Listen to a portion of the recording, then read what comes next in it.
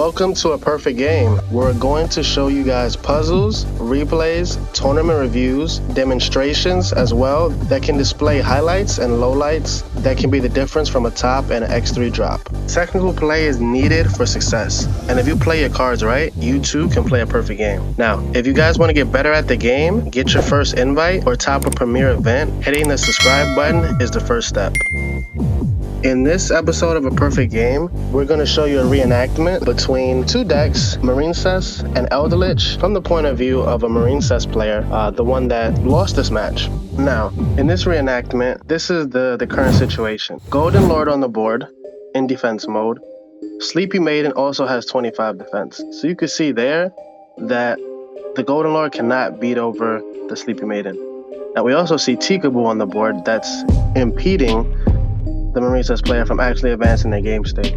Now we have more of a complex game state. We have a lot of fuel in the graveyard for the Marincess player to actually get rolling, provided they can actually out the floodgate, right? To add an extra layer to this, Pot of Prosperity on the first turn of the Eldest player actually hit a judgment. So that means you have to draw not one, but two outs to the Tikaboo. Now let's progress the game and see what happens.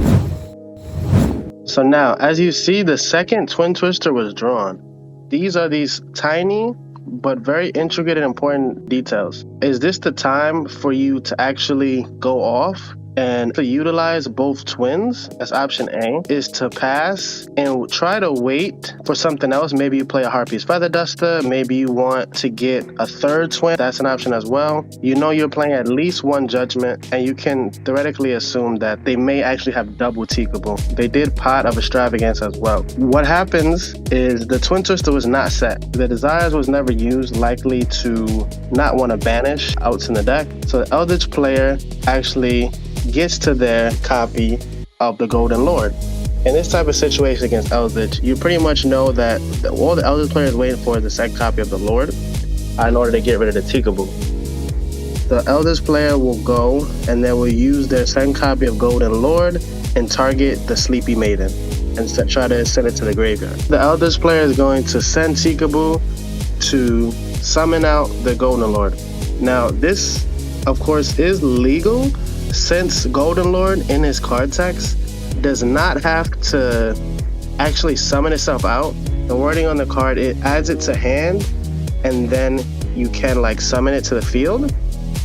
So you can send the Golden Lord because you don't have to summon it, you can keep it in the hand. And then since Tikaboo is no longer on the field on resolution, you then summon the card. Now here the Eldritch game plan is obvious. You have two Golden Lords, you're going to want to go for max damage and try to Gustav max your opponent for game, and you have layers of protection because we know one judgment is there. You can assume that if the Eldritch player is doing this, they have a land, and that's the scary thing about Eldritch, is that you don't never know when they're going to make that push when they have this type of lock. I don't really think that Tikaboo is great in the deck, but it is something that is needed because if you look at a deck like Marincess, Rivalry and Gozen don't really affect this deck. Attacks are declared with Golden Lord. Now there's a few options here. You have Droplets, you have Twin, and unfortunately you didn't set the second Twin, but you might be able to scave off damage. There's a blind Twin used, discarding the Pot of Desires and actually hitting these cards here. This Golden Lord is actually at 35, so 3,500, 2,500, and Droplets was used, so actually not taking the full brunt of that. Then the Haquera was used to poke in for 1,800, and then in main phase 2 goes to Gustav Max goes for game. So I know what you guys thinking. This game right here on the Marincess part was very winnable, but it was winnable in more ways than one. First way was setting the Twin Twister.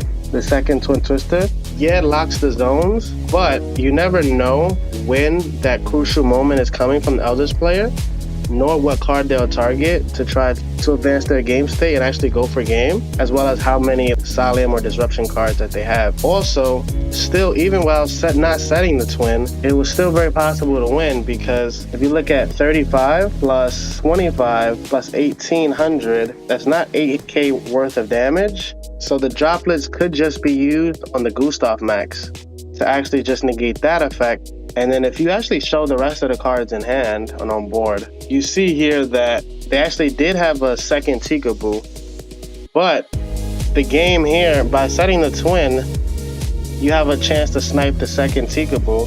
Now, I'm pretty sure the Marincess player is able to play through the Silent Judgment and the Ash there. Likely a Conquistador too. But because there was a lot of fuel on their end.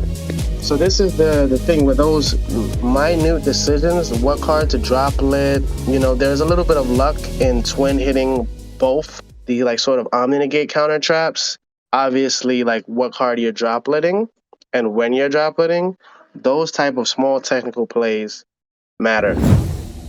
For this episode, I also want to show one more reenactment, because one thing in Yu-Gi-Oh! As a player, and it's more of like a gut thing, you have to make these judgment calls as a player to where like you're going to either respect the card, you're going to play around the card, you're going to make a crucial decision, and it's not necessarily always about being correct or incorrect, kind of like you going with your gut and how you're going to play it out. These decisions matter. It's not anything that anyone can say that's going to make it correct all the time. It's kind of like sometimes it will be correct and sometimes it won't when you're in these tournaments. But those decisions, every decision that you make is going to determine whether you're going to win or lose.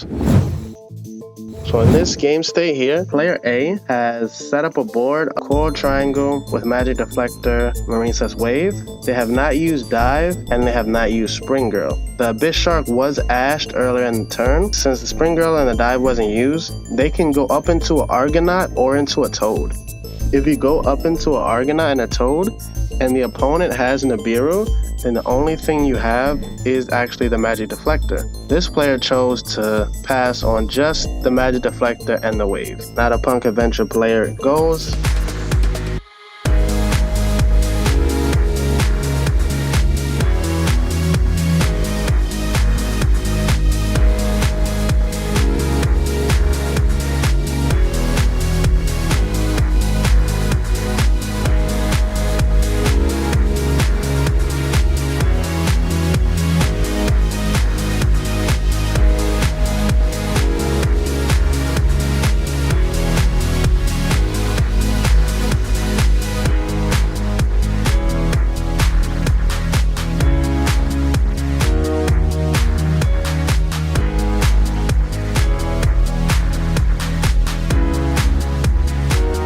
So as you can see, there was definitely some misplays on the side of the Punk Adventure player. Maybe not activating E-Telly, or maybe not actually going for game with the board that they had. And that's the thing, when certain cards are in the format, certain cards are expected, like Nibiru, or like when your opponent goes Temple. Like, are you going to draw on Resolution? You know, that's the best time to draw against Punk Adventure. Or are you going to try to Ash Temple, knowing the game is in the format? Are you going to try to play into Nib? Those are these judgment calls that you got to make as a player, and they can cost you games. So I hope you guys enjoyed these reenactments. Comment down below how maybe you might have played these out. Also join the Discord ground game to talk about Yu-Gi-Oh theory, technical play, even share some of your replays, and just get better at Yu-Gi-Oh as a community, so you guys can too play perfect. Stand your ground.